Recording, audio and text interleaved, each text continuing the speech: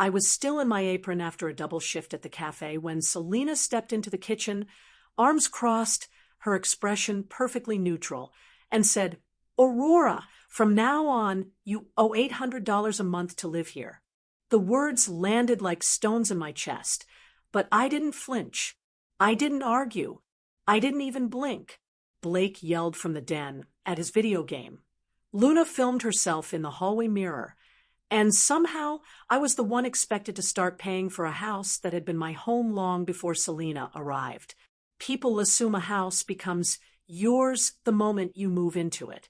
But for me, it had been mine long before I even understood what ownership meant. Every subscribe gives strength to my voice and keeps this channel breathing. Please like, share, and hit the bell icon so our stories never fade.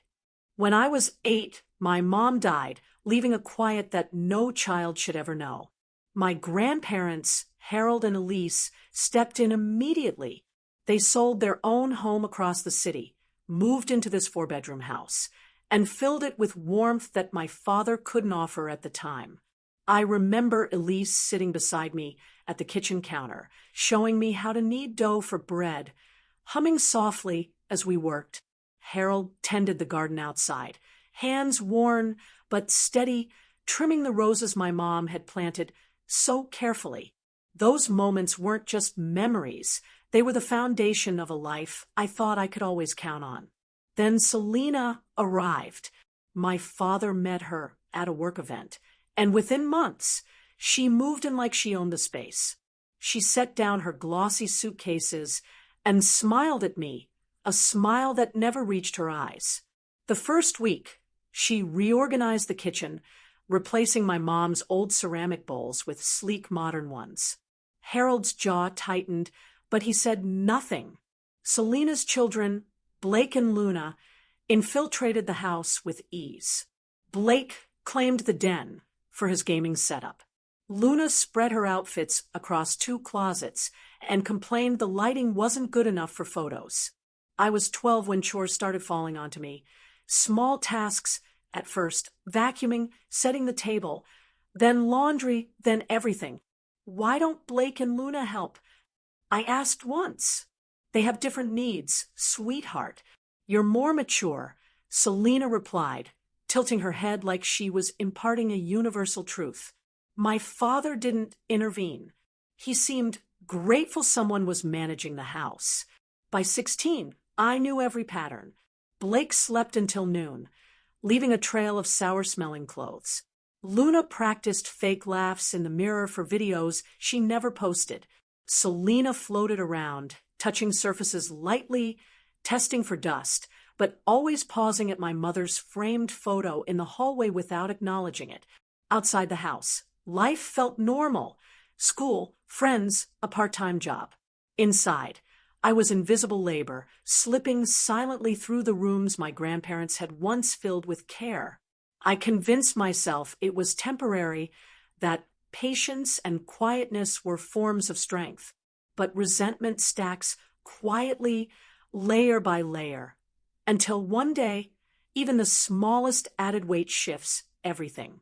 And that shift came long before Selena mentioned rent. The weeks leading up to her $800 demand had been exhausting. I picked up extra shifts at the cafe to cover online classes, and every night a new chore appeared. Laundry rotations, baseboard dusting, dishes left by Blake and Luna. Selena never made lists. She simply declared rules as if they were law. She left stacks of bills on the counter with my name circled in highlighter, sighed dramatically as I cooked, and whispered to my father about how I needed independence. The manipulation was subtle, but it was constant. Then came a cold evening I'll never forget. I passed the half-open door of her meditation room and overheard her whispering to my father, "She needs space, Richard. Sending her to college out of state would be good for everyone. She's too attached to this house. Distance will help her grow." The words hit like a physical blow. She wasn't just increasing chores. She wanted me gone. Out of the home, out of the memories, out of her way. Later that night, folding towels in the laundry room, I realized something crucial. For years, I believed staying quiet preserved peace. That patience made me strong. But silence was exactly what Selena depended on. She thought she could reshape my home, my life, and I would comply. She was wrong. That night, I remembered my grandmother's words, spoken over flour-dusted counters years ago. The moment you let someone rewrite your place in your own home, you lose more than space. You lose yourself. I wasn't ready to lose anything else. And the first step in taking myself back began with a discovery Selena would never see coming. The next morning, the house felt colder, not the temperature, but the atmosphere. I moved quietly through the kitchen, washing the dishes Blake had left, replaying Selena's plan to send me away as if I were a disposable object. But the fear that had always accompanied her demands was gone. Clarity had taken its place. I walked into the storage room at the back of the house, the air still carrying Elise's faint lavender scent. Dust motes danced in the sunlight filtering through the blinds. I opened the old cedar chest that had belonged to my grandparents and began sifting through its contents. Harold's gardening gloves, a faded recipe book, old photos curling at the edges, and then an envelope addressed to me in Elise's handwriting. My hands shook as I opened it. Inside were documents confirming something I had never dared to hope for. My grandparents had purchased this house and quietly transferred ownership to me long before they passed. They had anticipated the day someone like Selena would try to push me out, and they had protected me in the only way they could. For a long moment, I sat on the wooden floor, the envelope in my lap, memories washing over me. Elise humming in the kitchen, Harold tapping mud off his boots by the back door. I wasn't alone. My home, my space, my life, they had already believed in me. Later that afternoon, I drove to Marilyn, my mother's closest friend. Her cozy home smelled of cinnamon and old books. I told her everything: Selena's manipulation, my father's passivity, the rent demand, and the discovery of the legal documents. She listened without interruption. "Aurora," she said finally, her voice steady, "your grandparents trusted you more than anyone. They didn't just leave you a house. They left you a shield. You have every right to protect it." Her words settled into me like a warm weight, steadying my resolve. Evidence wasn't vengeance. It was truth. By the time I returned home, the sun had dipped behind the Denver skyline. I walked through the front door, past Selena scrolling on her phone, and I realized something unmistakable. She had no idea the power she'd just handed me. The balance in the house was about to shift, and this time it would be on my terms. The evening air was crisp as I stepped back into the house, my resolve growing with every quiet footstep. Selena was already in the dining room, a folder neatly placed in front of her on the polished oak table. Blake sprawled on the couch with his headset around his neck, muttering at his game, and Luna sat cross-legged on the floor, phone in hand, scrolling absent-mindedly as if the house were a studio set designed solely for her. "Perfect timing, Aurora," Selena said smoothly, her tone controlled. "Rehearsed. We need to discuss your financial contribution." Contribution. That word, that attempt to claim control, hung in the air. I hung my coat and walked toward the table, letting silence stretch long enough to make her uneasy. "Yes," she continued, sliding the sheet toward me. $800 a month, plus your share of utilities. It's only fair. Everyone has responsibilities." I looked at her, and then at Blake and Luna. Blake was picking crumbs off his shirt, Luna adjusting her ring light like she wasn't even present. I asked softly, almost incredulously, "Everyone?" Selena blinked, annoyed by my question. "Don't be difficult. They're focusing on their futures.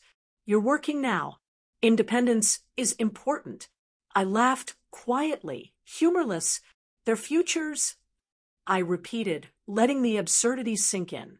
Blake scoffed. Luna flipped her hair. Selena's face hardened. This is happening.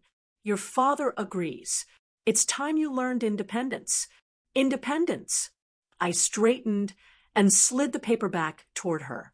If we're discussing independence, let's have a family conversation, I said. All of us. Now. Selena's eyes flickered with impatience, but she nodded. She loved the illusion of formality. 5 minutes later, my father arrived, tie crooked, hair disheveled from a long day. What's going on? He asked, concern hidden behind exhaustion. Selena answered for both of us. Your daughter refuses to contribute to the household. I didn't look at her. I looked at him. Dad, do you really think I should pay $800 to live here, while Blake and Luna contribute nothing? He hesitated, a small, telling beat. Enough to confirm the reality I'd feared for years. My father wasn't going to protect me. Selena spoke over him. It seems reasonable, she said. She's working. She can afford it. Reasonable. I repeated softly, my voice calm but firm. For me to pay rent in my grandparents' house, while their grandchildren do not. That is your idea of reasonable. He looked away. I nodded slowly, letting the moment imprint itself. Then I reached into my bag and placed the envelope with my grandparents' documents on the table. Okay, I said, then let's talk about the house. Selena's composure twitched, the smallest slip beneath her polished mask. What do you mean? I opened the envelope and set the documents gently before her, letting them sit between us like silent witnesses. This house legally belongs to me, I said, quietly, deliberately. Silence slammed down. Blake froze mid-breath, Luna lowered her phone, and my father's eyes widened. Recognition, guilt, a flicker of resignation. Selena laughed, far too loudly. What is this? Some fantasy? You're joking, right? I spoke evenly. No, these documents were left intentionally. My grandparents trusted me, not you. This house has always been mine, long before you set foot in it. Her face changed, a flash of disbelief. Why wasn't I told? You should have shared this with me. My father shrank under her glare, exhausted, passive. It didn't seem necessary, he muttered. Not necessary. Selena nearly shouted. I've managed this home for years. I deserve to know. I held my ground. You've treated me like unpaid labor in my own home, I said. My voice was sharp as glass. We are done rewriting reality. I pulled out a second folder from my bag, placing it on the table. This, I continued, is a summary of every payment I've made, every bill, every expense I've covered for years. My father skimmed the pages, shock softening his posture. Aurora, why didn't you tell me? Selena grabbed the papers, scanning them with frantic disbelief. You think this proves anything? You think you can push me around with old documents? I pressed play on my phone. The recording from her meditation room filled the room. She needs space, Richard. Sending her to college, out of state, would be good for everyone. She's holding us back.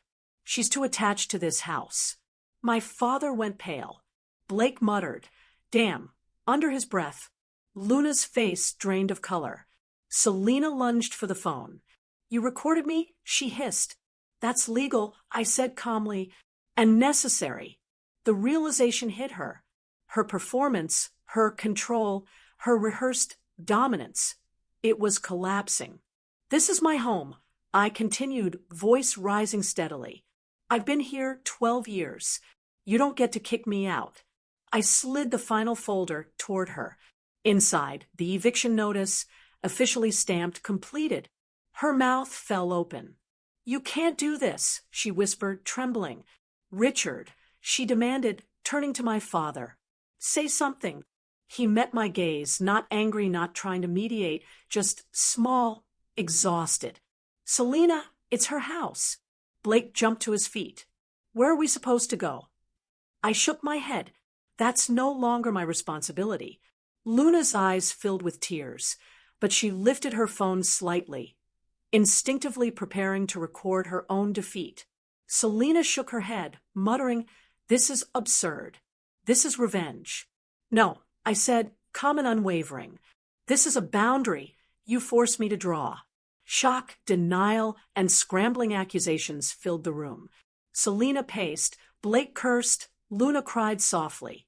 My father sank into a chair, finally seeing the wreckage his passivity had helped build. I gathered the papers, placed them back in the envelope, and took a step toward the hallway. "You have 2 weeks," I said. "Then I take back my home." Selena froze, her face pale, mouth slightly open. "You think you're strong enough?"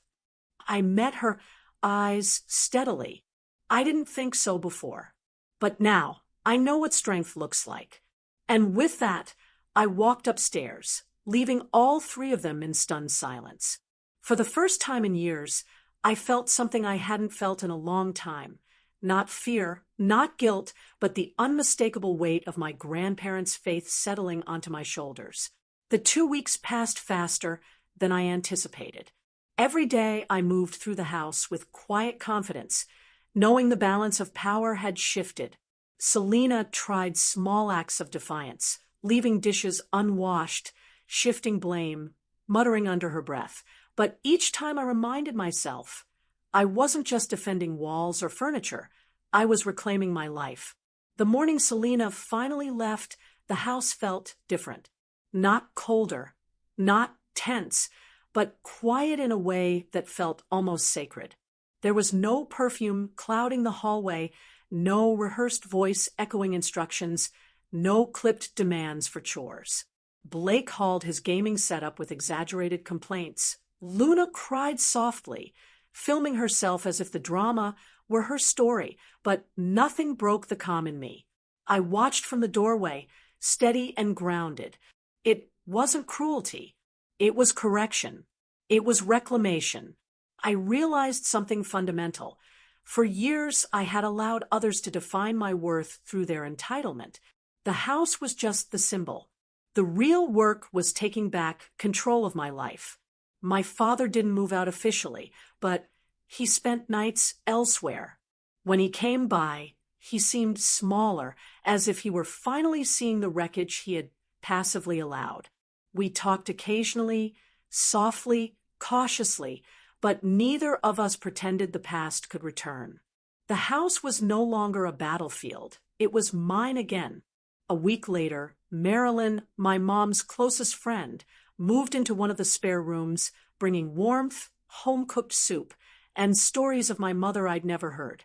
Together, we restored the small details Elise had cherished, the herb garden by the kitchen, the lavender sachets in the linen closet, the old recipe book filled with handwritten notes. For the first time in years, I woke up without bracing for conflict, without anticipating manipulation. The home felt safe, full of memories, alive with the intention of care rather than control. I reflected on everything that had led me to this point, the years of quiet labor, the constant weighing of others' needs against my own, the hidden resentment that had stacked quietly inside me. Reclaiming the house wasn't about revenge. It wasn't about proving dominance. It was about understanding my worth and refusing to let others dictate it. Selena had believed she could rewrite my life with chores, demands, and threats. But the truth, carefully preserved in legal documents and quiet memories, was stronger than her manipulation.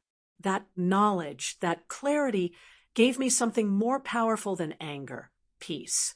Weeks later, I walked through the rooms, slowly touching the surfaces that my grandparents and I had nurtured together. Each corner reminded me that home isn't just a physical space. It's where respect and love are tangible, where your presence is acknowledged, and where your life isn't constantly measured against someone else's convenience. I thought about the younger me, 8 years old, clinging to the warmth my grandparents gave so freely. I thought about the years I had quietly taken on the burdens of others, believing that patience and submission were virtues. And I understood true strength isn't shown by enduring exploitation silently. It's shown by recognizing when you deserve better and taking the steps to protect yourself. Selena didn't return after the eviction. Blake and Luna adjusted to their new routines elsewhere, their constant drama no longer intruding on my life. My father began to find his own rhythm, quietly acknowledging that boundaries, once drawn, cannot be ignored. And I finally felt something I hadn't felt in years. Ownership, not just of the house, but of my choices, my time, and my life. The lessons of these weeks crystallized into one simple truth. Family isn't always about blood or proximity. Sometimes family is the people who honor your space, respect your boundaries, and celebrate your life without manipulation. My grandparents had left me a house, but more importantly, they had left me a legacy of trust, courage, and protection.